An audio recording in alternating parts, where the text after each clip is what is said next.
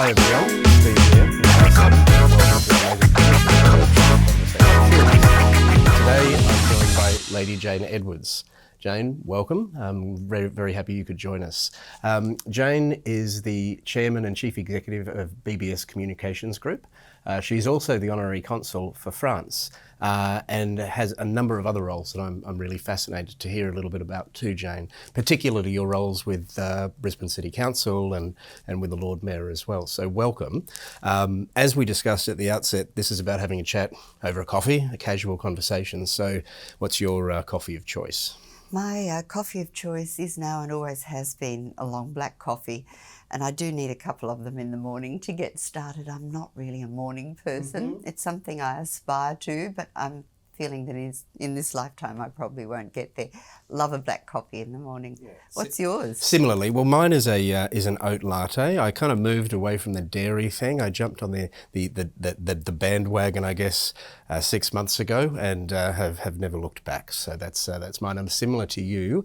I definitely need a couple in the morning just to kickstart things. So something in common there. So once again, Jane, really happy you could join me. Perhaps just to get things started, if you could tell us a little bit about you, about Jane. Thank you. Well, I've had a very long life at work, and I've really enjoyed it. I began my working life as a journalist in Canberra. I went to University of Canberra and did politics and journalism, and then I went to work in the press gallery for News Limited for a very long time. And after I guess 10 or 12 years in Canberra, I just felt like a change. So there was a job advertised with the ABC up here in Brisbane, and I thought I'll come up to Brisbane. I'd never been here before, to thaw out and kind of get away from the Canberra bubble, and never went back. So journalism, and then I was headhunted by a lovely guy called Jeff Hines to go across to the Expo Authority to manage their media very early in the piece. Stayed there 4 years and ended up doing the designing and implementing the global communications program for the Expo with a staff of 75 and a $30 million budget. So it was all very sudden, fast and furious, but absolutely wonderful. Yeah, fantastic. After that, I left. Obviously, the Expo Authority closed down, and that's what will happen with the Olympics.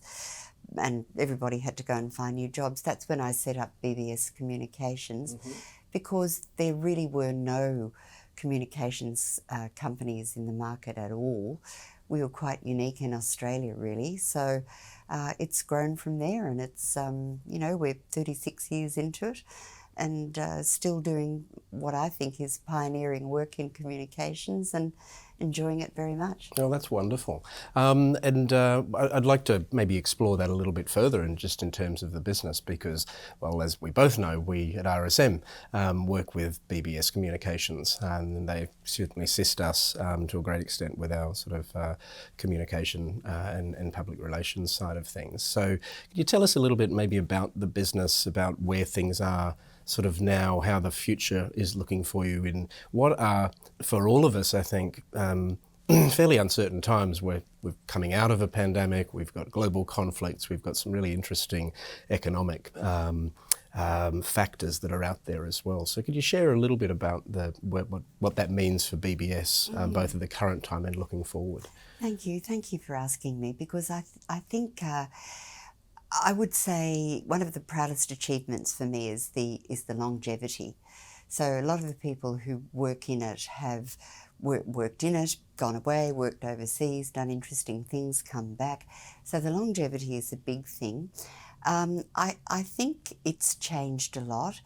Again, when we started, very few companies had in-house communications people. In fact, when I told my colleagues in journalism I was going into communications, they thought I was connecting telephones. So it was a concept that was entirely foreign. Now it's a wonderful industry full of very well-educated, talented people.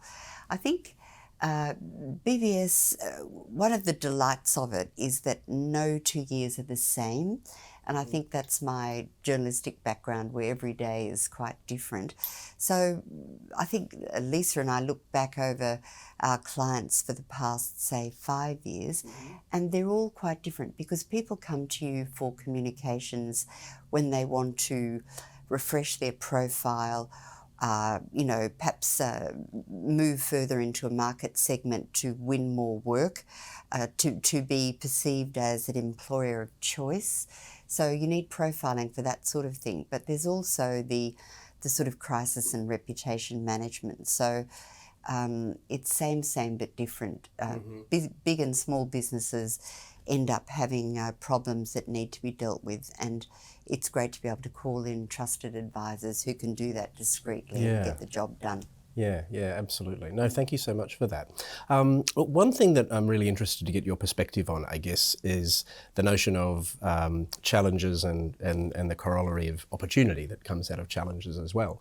When we started these series, we were in the middle of a pandemic, and it was all about the challenge of COVID. COVID's past us, well, we're still living with it, but it's largely kind of moved into business as usual, I guess. But what I am keen for, particularly given your background looking after the global communication strategy for Expo 88, which I think many people acknowledge is the event that put Brisbane on the world map. And now we've got the Olympics coming up, and you're also involved to a great extent with the Brisbane City Council and with the Lord Mayor, and from a business perspective as well. What challenges do you envisage, or can you see, for the city of Brisbane over the next sort of period as in the lead up to the Olympics? And then pivoting off of that, perhaps, what are the great opportunities that you see, and do you see the same kinds of opportunities that we saw come out of the Expo 88 event all those years ago? I do. I think it's very exciting, because with Expo 88, it was a fabulous party that went on for 6 months. I think a lot of people don't realise that there was a lot of hostility towards the Expo in the beginning, and that was why they needed somebody like me, who was sort of an issues management person. This is different. Brisbane's very excited about the Olympics, because I think, having had the Expo experience, they can see that what it will do for us is refresh all our city infrastructure and facilities, but it'll also be the sort of nursery for a whole lot of new professional young people who are going to come in and shape the city beyond the Olympics. So to me, the Olympics and probably Expo were really just catalysts for massive change. So I think with the Olympics, everyone's excited, everyone's saying, what can we do, how can we help? For me, the most exciting things are looking at the urban planning, which has oddly become one of my great passions. If you look at the Expo, its great legacy was the South Bank. And if you look at what the Brisbane City Council particularly are planning for, for the Olympics, they're looking at making the city greener, more walkable, putting green spines through the city, sorting out public transport. There are new precincts being developed around South Bank and now Howard Smith Wharves. So Brisbane is just the most wonderful, livable city. It's just the right size. It's got vitality, and I think those are the things that are going to be the legacy of the Olympics long after the running, jumping and high, all the sort of sporty things are done.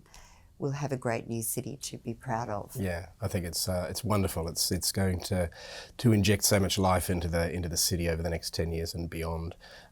So really looking forward to that as well. Jane, look, thank you so much for joining me for a chat this morning over a coffee. Really appreciate it. Fascinating to hear your story, and I know we only touched on it, and there's many other things that you've experienced as well. So thank you so much for sharing those with us. Thank you all for joining me once again, and take care, and we'll see you next time.